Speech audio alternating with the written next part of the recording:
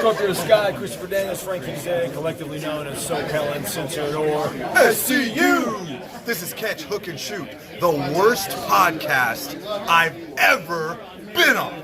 Word.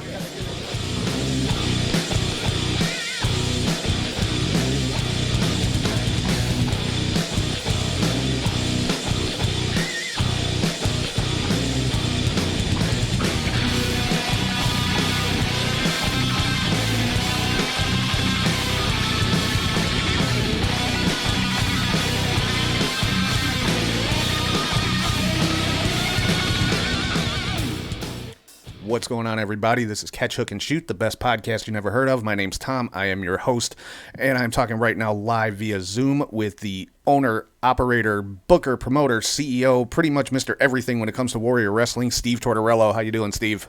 I am great, Tom. Good to see you, my friend. Good to see you, too. So, Warrior 20. How are we up to 20 already? You know, we almost, flashed forward during the pandemic, because before the pandemic, we were at 8.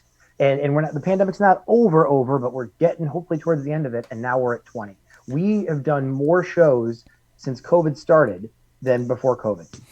Yeah, it's insane, because I remember the first show I went to, I think, was Warrior 4. Okay. Yeah, so now we're at 20. It just seems crazy. But before we get into the card for Warrior 20, there's a couple other outside of Warrior things I wanted to touch on. I wanted to get your opinion as not only as a fan but as a promoter yourself. What do you think about Tony Khan buying ROH? You know, I've had a lot of conversations about it. Honestly, I think it's a smart move. I don't know what the price tag was. So at the end of the day, it's all going to depend on what did he pay for it. So it's possible he overpaid dramatically for it. But I think it's a smart move if it was a good price tag for a couple of reasons.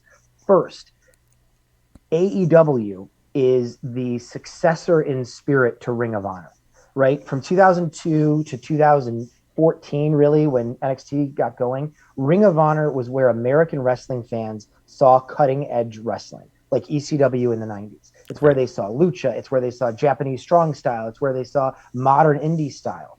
And all of that style became the style that diehard wrestling fans like now, that even has influenced a lot of what WWE does. And so many of the talent on the AEW roster were in Ring of Honor. I saw a graphic somebody made of 40-something talent in AEW who had been in Ring of Honor for one stint or another. So I think it's smart, number one, because now Tony Khan owns the history of the alternative pro wrestling, and it's all under one roof. So I think that's smart. I think it's also smart because he now owns the backstory for so many of his characters. Right? If Eddie Kingston is going to have a feud with CM Punk about not getting along in ROH 20 years ago, they own it now. Mm-hmm. So I think that is really smart. I also think it's really smart from a content standpoint, right? At the end of the day, content is king. And the ultimate long play for Tony Khan is to either launch their own streaming service or sell their content to HBO Max, Amazon Prime, etc. And the more content you have, the more valuable you are, because those big streamers really look at total content hours. And Tony Khan just added 20 years worth of content time to his catalog. So I think that's a really smart move. At the same time, too, he also has a ton of talent, too much talent to get on his shows. So having another brand where he could do a brand split essentially and siphon some guys off to there, I think would be a really, really smart move. So all around, as long as he didn't pay way too much for it, I think it's a smart move. And I think it's good for fans of Ring of Honor. Like CM Punk said when he was in tears at the media scrum, he's just so happy that it's in the hands of someone who cares about it and knows about it. Because the reality is, I don't think it was sustainable on its own. If it was, Sinclair would have done something else with it. So it belongs now to somebody who loves wrestling, who's going to use it in all the ways I just said. I think it's a win for everybody, really.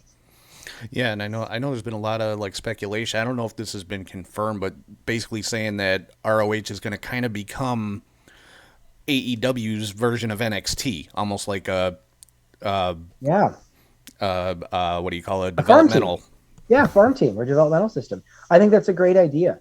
Dave Meltzer had a lot of really good points this week and last week about how it's almost never works when one company acquires another company and wants to keep it alive because their main brand is the more valuable brand. So if Tony Khan is trying to run ROH shows in Philadelphia, Well, they'd rather see an AEW show than an ROH show. So it's going to be interesting to see how much they try to grow it or monetize it, or if they truly keep it as a farm system. If I were Tony Khan, and I thought this is what he should have done with Dark and Elevation too, and they kind of do it in Orlando with the soundstage. I would pick a city and just have that be the hub where Ring of Honor runs, and run it 2 weekends a month, and just have it be in Chicago and Philly and Jersey, somewhere like that, and just build it off of that. So we'll see what he does with it.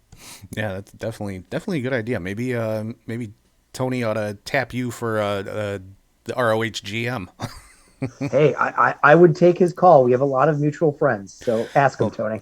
Hey, if he does, if they need any commentators, announcers, I'm available. I will keep that in mind. And one other thing I wanted to touch on, kind of Warrior related, is Wardlow. Just kind of this past weekend, just like coming into his own, breaking away from MJF, winning the Face of the Revolution ladder match. I mean, I think we are finally seeing the breakout of Wardlow. Yes, agreed. And it's interesting. Tony Khan, this frustrates some people, and I know it frustrates some wrestlers because I've had these conversations with them. But Tony does a very good job of pacing and not trying to spotlight too many people at once.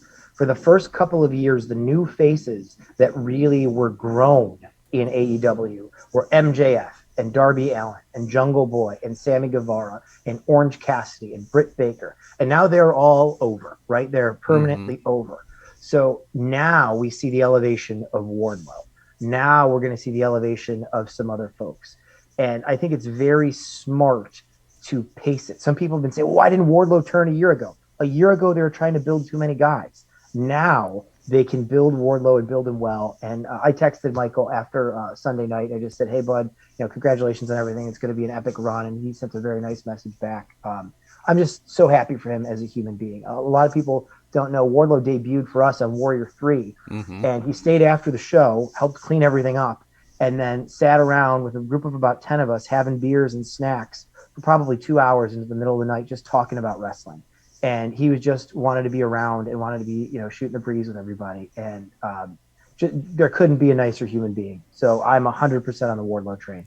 Yeah, I mean, Wardlow was really the first guy that AEW hyped up at their first pay-per-view. He was the first guy to get the vignette with his Wardlow is coming and that kind of thing. And he was at the Warrior show the following day, and I actually got to interview him that day. So I have the distinction of getting the first Wardlow interview after his AEW introduction. So, and I, completely agreed. Nicest guy you ever want to meet, and just, very, very humble, very down to earth. So I was ecstatic, especially, I love the fact that he won the ladder match, but when I saw him come out during the MJF and Punk match and kind of, just kind of brush off MJF, I'm like, yes, it's finally time. Yes. And the turn couldn't have been more perfect. I know a lot of people, he should powerbomb me. Nope. He just simply hands Punk the ring. The ring that has been the through line for everything MJF has done for 2.5 years. And now he's handed it to Punk, and that is what deals the final blow to MJF. Chef's kiss pro wrestling. Yeah, that was awesome. And a couple of quick things I want to touch on from Warrior 19, because there were a couple of finishes to some matches that were, I don't know if controversial would be the right word, but some unusual ends to a couple of these matches. The first one was the Lucha Championship with Sam Adonis and Lince Dorado. A countout. Was that the first countout in the history of Warrior? It's the first one I can remember seeing. It was. In fact, Sam Adonis was very proud of that afterwards. I was talking to him. He was like, somebody told me, he's like, I can't remember. You can confirm, Steve. Is it the first count out Warriors ever had? That was me that told him that. There you go. It was you. Yeah. Because I went up to him in the locker room afterwards, and I told him great match like always, and I mentioned the count out to him. I'm like, dude, I think that was the first count out ever at Warrior. Yes. It was one of those things where you always want to at some point establish that various finishes are possible. And so, as you mentioned, we had the count out. We'll talk about the draw in a minute.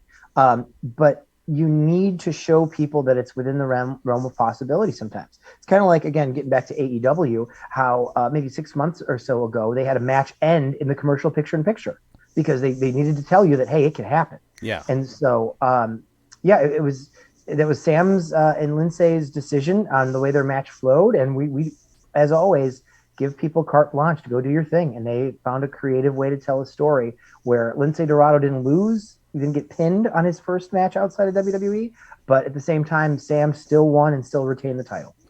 Yeah, that was, like I said, it was interesting because me and Charlie were on the call and we heard the bell ring because we had like stopped paying attention to the referee inside the ring. We're watching what's going on outside the ring. And then the bell rings. We're like, wait, what? Is the match over? So definitely a little bit of a curveball there. And then you just touched on the time limit draw between Thunder Rosa and Athena. That was another first, wasn't it? The time limit? We've never had a time limit draw. There were a couple. Actually, we had one. I correct myself. It was actually Sam Adonis and Michael Elgin had a time limit draw at Warrior Wrestling 7. That's right. That's right. I forgot about that one. The only other time in, let's see, 19 shows, about 190 matches. It's the only other time there was a time limit draw was Adonis and Elgin. Now, I do have a question about this one, though, because at the end of the match, now, typically throughout the history of wrestling, time limit runs out, the match is a draw. This particular time, though, and I don't know if this was just or what happened, but when the announcement was made by Val Capone after the match, Thunder Rosa was actually announced as the winner. Yeah, I think that was just a mistake on the part of a ring announce crew. No, it was a draw. It was a true draw. So the title does not change hands on a draw. It probably should have said the match is a draw, but still your Warrior Wrestling champion, Thunder Rosa. Okay, yeah, because that was another thing we were questioning. We're like, does the ref make the call at that point to determine a winner or what happened? But okay. No, it was a true draw. Okay, cool. And then again, another one I wanted to just touch on real briefly was our match of the night, just unbelievable, was Speedball Bailey and Santana. Yes. My God, what a match between those two. Yeah, they are two guys who wanted to prove where their place in wrestling should be. And I know that from conversations with them leading up to the match. A lot of people said, this is going to be a weird match, Santana and Speedball. I said, just wait. And they delivered, and that was most people's match of the night. Some people picked the main event, some people picked the Briscoes match, but the majority of what I heard was Speedball and Santana. And we think the world of both of those guys. Yeah, I didn't get a chance to talk to Speedball, but I did talk to Santana after the show, and just told him that match was just outstanding. That just stole the entire show. And one more quick question now. At Warrior 19, the Acclaimed picked up a victory over Brian Cage and Casey Navarro. Now, does KC officially stand for Kid Cage now? I'm just curious. I've never thought of that. I need to ask him that. In fact, I think he might take that and run with it. But also, the Acclaimed left with the Warrior medallion. Yeah, we got it back from them later on. Okay. That was not kosher, so we were able to recover the medallion for Casey. Okay, that was my question. Does Casey still have the medallion? Does he still have his title match, or has the Acclaimed, claimed it, so to speak? He sure does. It is his, and the medallion is back in his possession, and I know he's none too happy with the Acclaim, so that might play out down the road. We'll see. Okay, so let's get into the card for tomorrow night, Warrior 20. Before I get into this, I got to ask, with some of these matches you guys have booked, this building has insurance, right? Because I'm thinking some stuff's going to get broke. Yeah, we might end up seeing Archer and Jonah go through a wall. We might have to call some contractors, but we took out a big insurance policy. So yeah, because that was the first one that jumps off the page. Lance Archer versus Jonah, the former Bronson Reed. This is close to 800 pounds in the ring, something like that. Yeah, I'm pretty sure Merle's bringing 2 rings or at least 2 sets of boards just in case, because God knows what's going to happen. Yeah, this is just going to be a hard-hitting, nasty fight with these two guys. I mean, and I'm not thinking Jonah is somebody that Archer is going to be able to toss around like he does with some of his smaller opponents or people at ringside, as it were. This is another one of those, and we love this match style. It's another King Kong versus Godzilla, because sometimes it's nice to see King Kong swat away the airplanes, Other times you want to see King Kong go face to face with a lizard monster. And that's what this is. Like you said, he's not going to be throwing Jonah around like he would to Alex Zane or Brian Pillman. This is going to be two trains colliding. Yeah, and I can't even pick a winner in this one. I mean, Charlie G's got his prediction show coming up right after this one. They're both dropping at the same time, but yeah, this one's going to be fun to watch. And yeah, on the heels of that one, and another one I would compare to King Kong and Godzilla, maybe on a smaller scale, but not much smaller, Killer Cross versus Jake Something. Yes, this is the to paraphrase Big E, this is a meat slapping meat match. Yeah. This is two dudes who are big and ripped and strong, but they can also punch and forearm and kick. And this is going to be like guys throwing punching bags around the ring. It's going to be sacks of potatoes on one another. I mean, this is a match. And so, as we've talked about before, we like to work with our talent and say, who do you want to face? Who's going to push you? What's going to be a challenge for you? And we asked Killer Cross when we locked him in for the show. We said, hey, what are you thinking? What would really push you to your limit? We gave him a list of guys we were thinking, and he immediately came back and said, Jake Something. I want Jake Something. And then I said, we will give you Jake Something. So I called Jake Something, and he said, hell yeah, I want Cross. And so the match was booked. So these are two guys who are motivated because I think they see a lot of themselves in one another. And I think they see that they're going to bring out the best in one another. So they're excited to fight. Yeah, definitely. I mean, it's definitely a very even matchup with the two, and it'll be nice to see Killer Cross again. Yes. I mean, I had nothing against Karrion Kross. I loved him in NXT. Not so much on Raw, but we won't get into that. But it will be very nice to see Killer Cross again. Agreed. And you know that he is one of those guys that when he was in NXT, everybody said, well, my God, this guy's going to main event WrestleMania. I mean, this is more so than Cole or Gargano, who don't have the size that Vince McMahon covets. Cross had everything. Mm-hmm. And you could just see, you could imagine, in your mind, Vince going, God damn, pal. And then he got his hands on him and he made him a third-rate demolition gladiator. And you're just thinking to yourself, what is he doing? I mean, Cross was chiseled from Mount Olympus for the WWE style. And they just rejected him. I don't know what to say. Yeah, and on top of everything else, they take Scarlett away from him, which, I mean, she just enhanced his character. It's not, not saying he can't function without her. Obviously he can. But having her at ringside and during his entrance, it just added that much more to the spectacle of Cross. And that's the first thing they took away from him. Yeah, so, I mean, the act was literally perfect. Can anyone say what they should have added, changed, deleted, subtracted from their act in NXT? It was perfect. Yeah, they didn't have to change a thing to bring him up to Raw, but they did because that's what WWE does. But anyway, Killer Cross and Jake Something, like you said, that is gonna be a slugfest.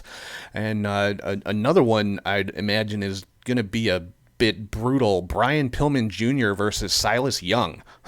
Yes. This match delayed from South Bend. It was supposed to happen in January.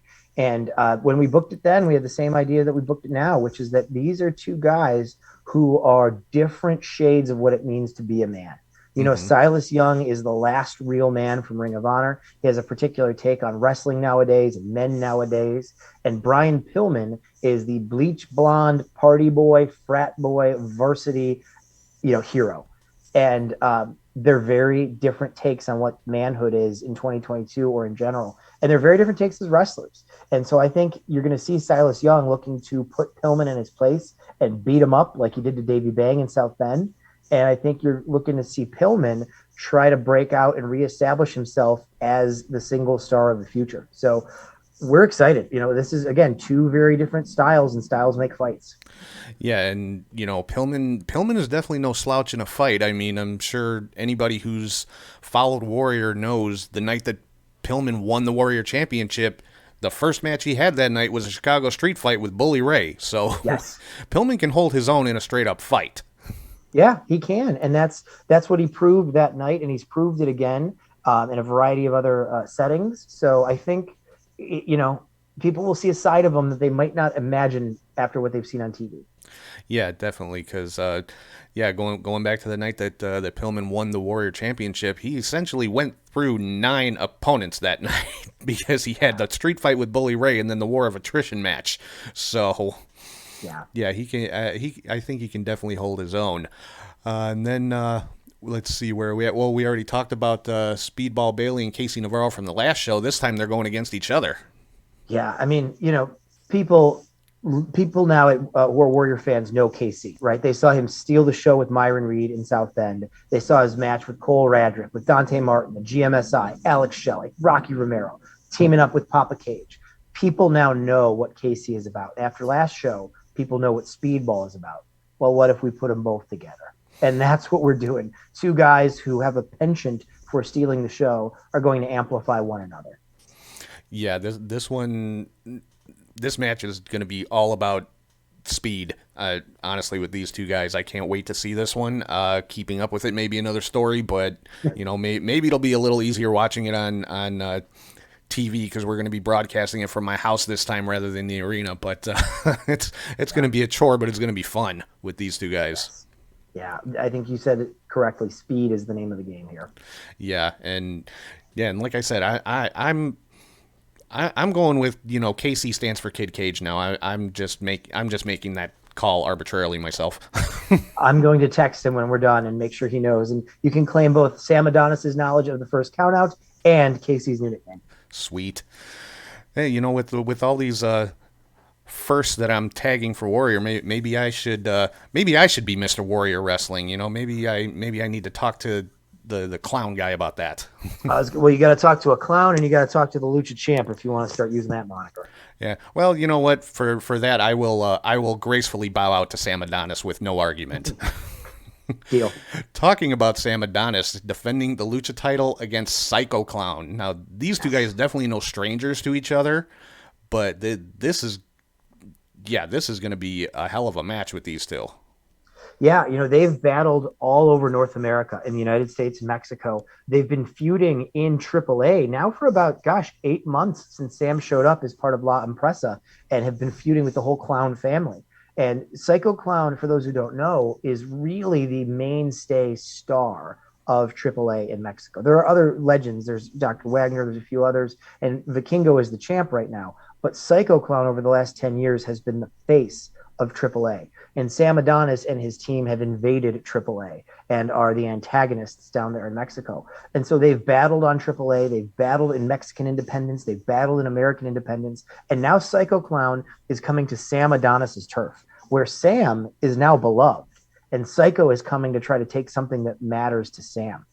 For those that follow Sam Adonis, he's now got the Warrior Lucha Championship, the Gali Lucha Championship in Chicago, and the AAA Trios titles down in Mexico. Mm-hmm. So he can lay claim not only to being Mr. Warrior Wrestling, he's the king of Lucha right now.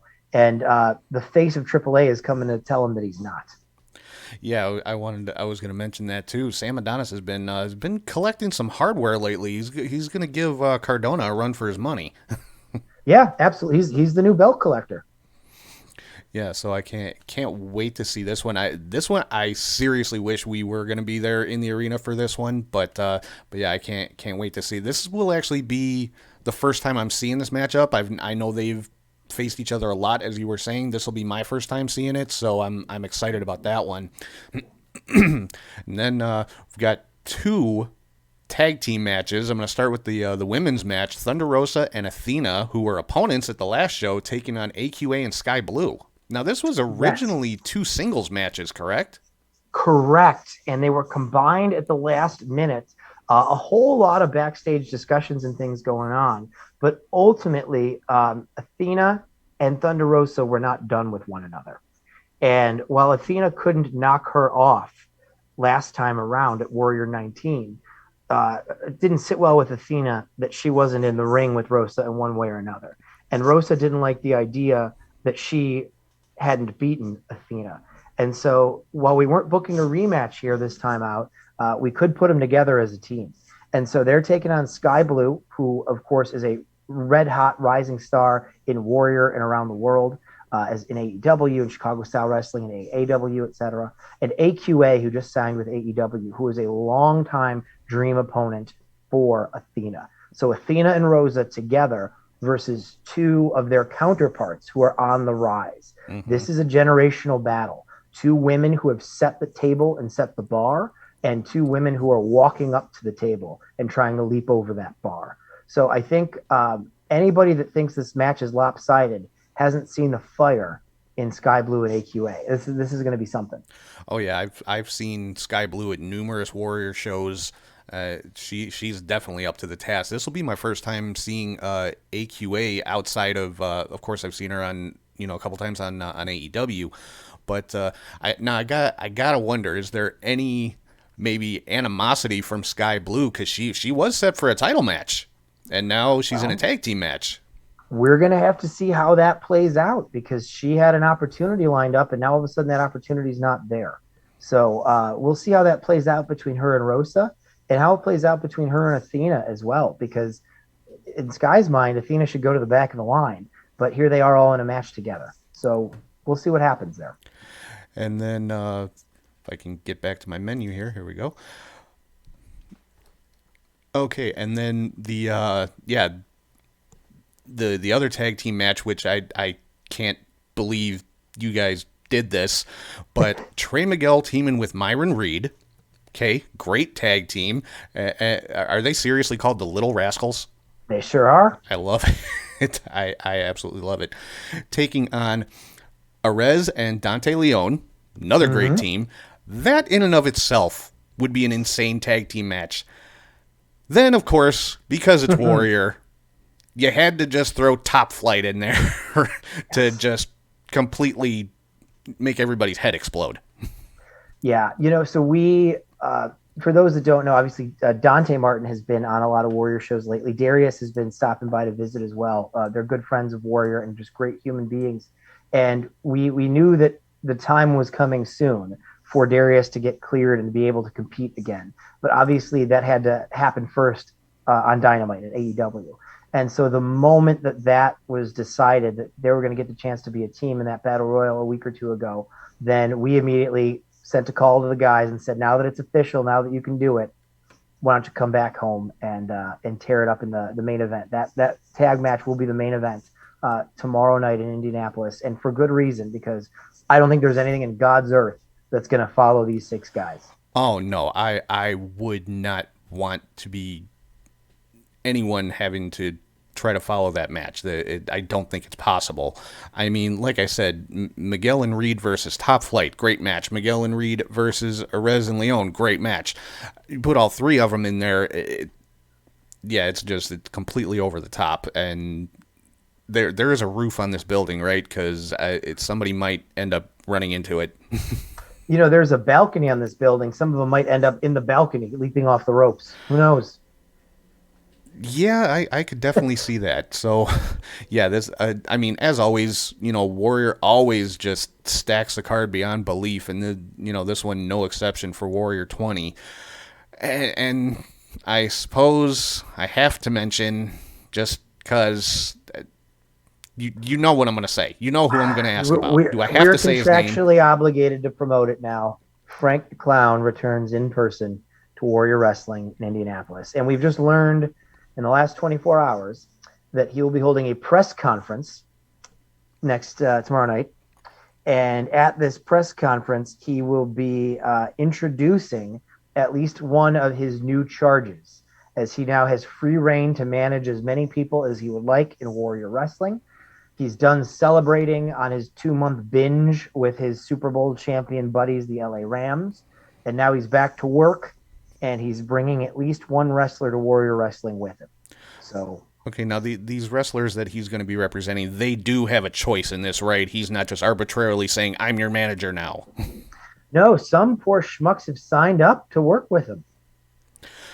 I mean, Ego Anthony, for some reason, seems to like Frank. Fine, that's his problem. Why would anybody else voluntarily associate themselves with this guy? Yeah, I don't know. He's got naked pictures of them. I don't know. I can't figure it out. And I tagged Val Capone on Twitter when you guys put this announcement out. I'm like, Val, you got to keep him in line. Because the two of them have got this ongoing rivalry. I'm pushing for somebody, either Warrior or Freelance or somebody, book a match. Val versus Frank, loser leaves Disney. Oh my God. Well, first of all, Disney would lose out on a lot of revenue, regardless of who lost. And I do think Disney World might be big enough for the two of them. I don't know. There's multiple parks. Anytime, one of them is there, I see a video posted of them literally bumping into each other, whether it's Florida, California, whatever. They always seem to be there at the same time. Personally, I think Frank is stalking Val, but that's just my take. Yeah, I think Val's on vacation sometimes, and Frank just lives at Disney World. I don't know. But yeah, I'm almost afraid to see who Frank is going to be bringing in. But he's a clown, so who knows? Although I will have to say one thing, and I don't think he responded to this, but his take was, well, Warrior needed some star power. I commented on his post. I'm like, Lance Archer launched you pretty high into the night sky at the Stadium Series last year, but I don't think it was quite high enough to call yourself a star. Well, Lance is on this show again, so maybe if Frank gets out of line, we'll try take two and see if we can get him all the way up there. Hey, I'd be in for that one. But so that, yeah, like I said, that pretty much covers the entire card. So why don't you let everybody know where they can get their tickets, where the show is at, all that kind of fun stuff. You got it. Well, it is Saturday night the 12th. It is at McGowan Hall in Indianapolis, just outside of downtown Indy. Beautiful facility. And tickets and everything, all information at warriorwrestling.net. You can follow us on the socials at Warrior Wrestling, no vowels in wrestling, WRSTLNG. But really, warriorwrestling.net is the place to go for all the info you need. And looking forward, as well, as you alluded to earlier, we're heading back to South Bend at the end of April. So if you're listening from the Chicago South Bend area, you can watch the indie show tomorrow on Fight and then get your tickets to see us in South Bend if you're not going to make the drive down to the Circle City. But if you've never been to Indy, it's a lot closer than people think. You get to see a lot of really cool windmills on the way down, and it's much better than driving through Illinois. So consider coming down to Indianapolis and checking us out. Yeah, and of course we will be, like I said, we won't be in the arena, but we will still be broadcasting live play-by-play at catchhookshoot.com/live. So if you want to check it out on internet radio, you can find us there. And also, of course, you're going to be having the Fan Fest before the show, correct? Yes, sir. Meet everybody. You get to meet every single wrestler, get an autograph with every single wrestler for one price, $100. Sounds like a lot. When you break it down, it comes to about $5 a wrestler, and you get every single person who's there. You can't beat it. Yeah, and I have to touch on that. I've been wanting to the last few times we talked, and I keep forgetting because I'm sure the $100 price tag is a little bit, of like a, what do they call it, sticker shock or whatever. Sure. But I just want to put it in perspective for people. In 2014, we're talking 8 years ago, I paid $150 for a meet and greet with The Undertaker. That's one meet and greet. Just one guy. And it lasted all of 20 seconds because it was like 2,000 people in line. Sure. This was at Wizard World Comic Con in Chicago. And, we were just herded through like cattle. I paid $150 for this. At Warrior, you're paying $100. You're getting to meet every wrestler on the card, and you're literally getting an experience. You're going to get a picture. You're going to get a handshake, an autograph, probably, more than just 3 words of conversation. And, so it really is a better experience than just a meet and greet you'd get at like a convention or something like that. Agreed. And that's what we're shooting for. Our goal was always to build a festival of wrestling. And anybody who's hung out at our fan fests knows that that's, you get to, it's so cool to see fans shooting a breeze with Tom Lawler for 20 minutes or getting in the ring and taking a picture. All of those things are special, and then we hope that people join us and make it a special moment for you as well. Yeah, and I mean, experiences I've had at FanFest, I've interviewed Brian Pillman, I've interviewed Wardlow, I interviewed Mick Foley. The very first Warrior show that I brought the podcast to, I interviewed Molly Holly. I got Sam Adonis did a video for the show at the last show in Cicero. The Briscoe brothers cut a promo for Charlie for his indie cut that is going to be debuting on his portion of the show this week. So it's worth every penny to go to the Fan Fest as well as the show. Thank you, my friend. Well, we were looking forward to seeing you guys in person at the next Fan Fest back in South Bend, and everybody who's listening, we want to see you in Indy this weekend. Yeah, definitely. Make it there one way or the other. And but yeah, thanks a lot, Steve. I know we're a little pressed for time today, so I'm gonna let you go. But I will. Yeah, we will definitely see you in South Bend for the next one, and then. Yeah, we probably won't see you in person again till the Stadium Series, but we'll definitely still be broadcasting all the shows, and I want to get you on before each one still to have our conversation like we always do. Absolutely, I wouldn't miss it. Thank you, my friend. I'll see you soon. All right, thanks a lot, Steve.